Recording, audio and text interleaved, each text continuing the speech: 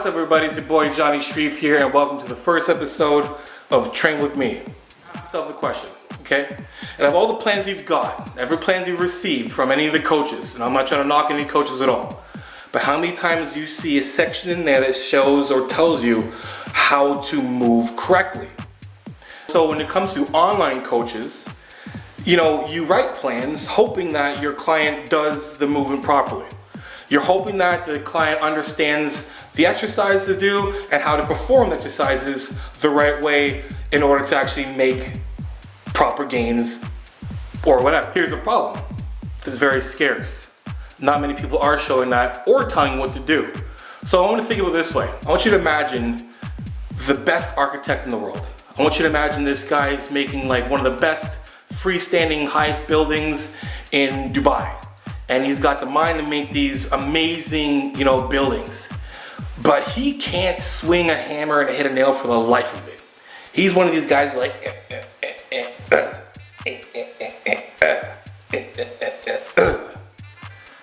How long would it take that guy, that architect, with all the great mind he has to make that one building?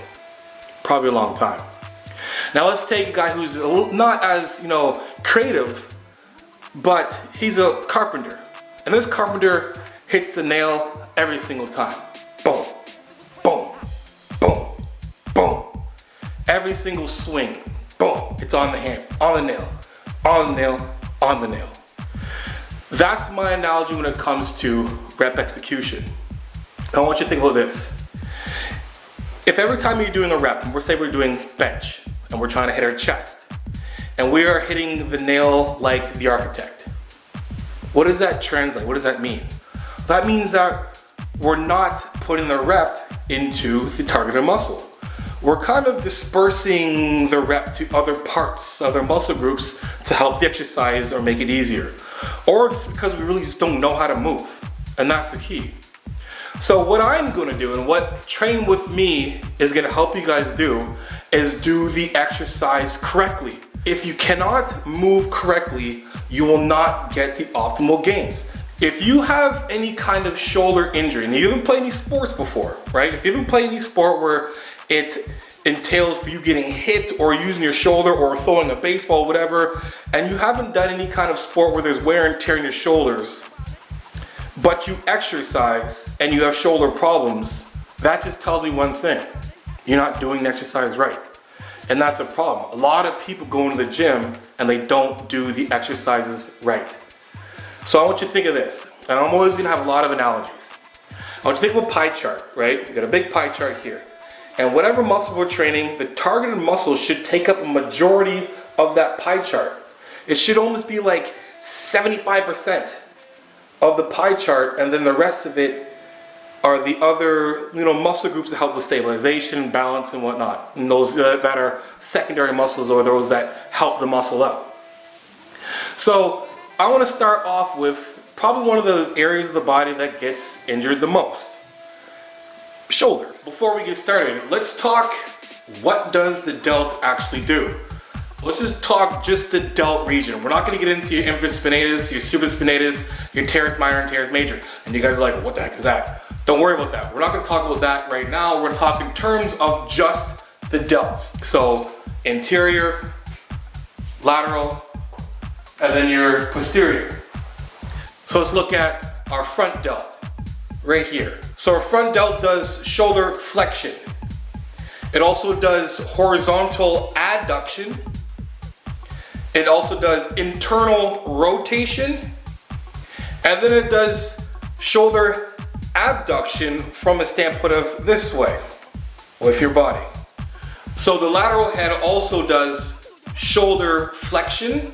So it assists the anterior delt with shoulder flexion, and then does shoulder abduction.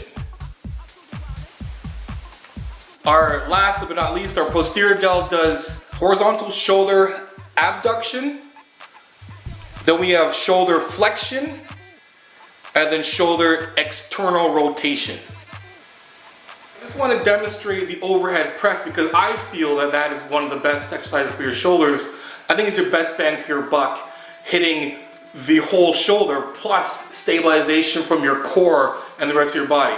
When we're looking at overhead press, what part of this lift is anterior, lateral, and posterior? Well, the whole thing.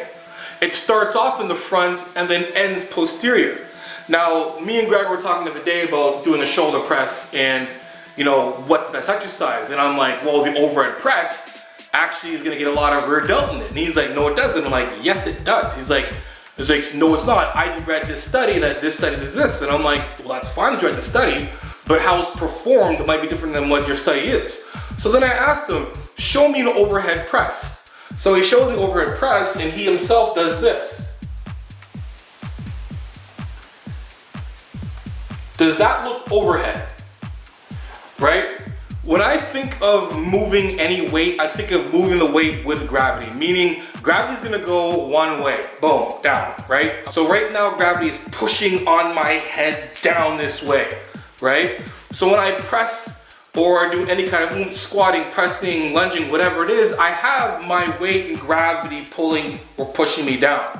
When we're talking about the shoulder press, yes, for sure, you're gonna get a lot of anterior delt if you're overhead pressing like this, or even like this, because those ways are not done the right way. That is not an overhead press. So yes, in terms of what Greg's talking about in his video, most of his exercise makes sense to be the best 3 exercises and so forth, but that's coming from the standpoint of the person not doing it completely correctly.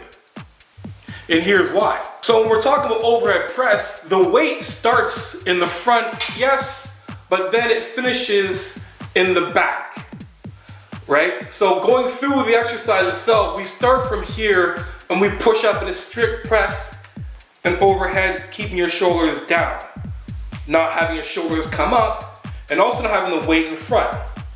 So I'll demonstrate it from the back and the side. So going from the whole lift from all angles, as you can see from the front, where the arm is placed already, there's already shoulder external rotation, putting some of the emphasis already on the rear delt. The lift starts primarily on the anterior delt, but because of the way the weight is traveling from the front and then overhead to your posterior, you're getting a full range of motion and full activation from all 3 heads. The anterior, the lateral or medial, and then the posterior. So you can see a little better from the side. As you can see where my elbows are directly under the bar, which means I have to externally rotate on my shoulders to keep the weight there and balanced as well as stabilized. So from the side, again, both my anterior delt and my medial delt are assisting with shoulder abduction, which is that pressing motion you're getting with the assist of the triceps. From the back, you can see a better view of how the rear delts or the posterior delts aid and assist in this movement in pulling the weight to the back, which is that horizontal shoulder abduction. So as you can see, this press hits every single head, plus your stabilization from your core and the other muscles in the back and the torso and your core that help with stabilization. Now, most people say retract your scapula when they press, but the problem with the retracting scapula is that I can still do this with my scapula engaged. If I pinch back and do this. What I coach is to, 1, visualize pushing yourself down. Push yourself down. Don't think about pushing the weight up. When you think about pushing the weight up, you want to push everything up. I always say pretend as you're sitting down, you're trying to push yourself into the floor. You're trying to push yourself in the floor. So everything stays stable here, and we're pressing from here and keeping your shoulder down. Now, how do you keep your shoulder down? Well, here's a couple of things you can do, and this will actually go into our back exercises. I want you to take your elbows, point them on the ground, put them beside you, and try and touch the floor with your elbows. So push them down. When you push them down, and don't push them back, I want you to push your elbows to the floor. Push them down and try and touch the floor with your elbows. You'll probably start feeling your lats engaged. Now I want you to continue doing that and then press up. Just try it. Try really slow. It takes some practice. I said to give easy cues, but those are still cues that take practice. So again, I want you to take your fingers, point them in the air, put your arms close to your body like this, and then drive your elbows to the floor. Don't let them go back. I don't want any anterior rotation at the shoulder. I want your elbow to go down and touch the floor. As you see, what happens there is my shoulder gets pushed down. So when I push up, and I still try to keep my arm to the floor, my elbows to the floor, if I'm thinking push my elbows to the floor and pushing up, I'm always gonna have my shoulder staying in that same position without it doing this.